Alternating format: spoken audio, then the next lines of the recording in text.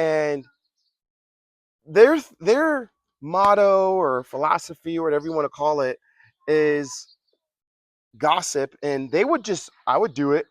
It doesn't matter. I'm not paying attention. I won't say anything. And before you know it, they teach that. They teach that to, like, what their example is, because they don't have the Lord. Their example is, well, you can just do whatever. And they pass this advice around. That's just bad advice, you know, and none of it's good. And God will never bless what's evil. And so they just pass this bad advice. You're okay, son. From person to person to person through gossip and who the leader of the group is. And that person has no knowledge of what right and wrong is or truth. And before you know it, now you have a very corrupted area. You have a very corrupted town. You have a very corrupted region or state. You have a very corrupted home, because nobody knows truth, and everybody's just teaching what's right in their own eyes. Right? We see that in the book of Judges. Everyone was just teaching what was right in their own eyes, and that's what happens when you don't have a shepherd.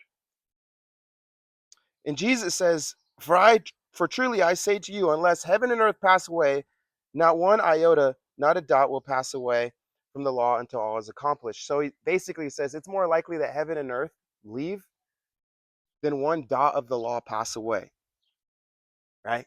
Because he is the law, and the law separates light from darkness, truth from lies, and so on. And Jesus is basically saying that the law ain't going nowhere, because God demands righteousness, right? And he says, I come to complete it all, and to give you my spirit to also complete it all.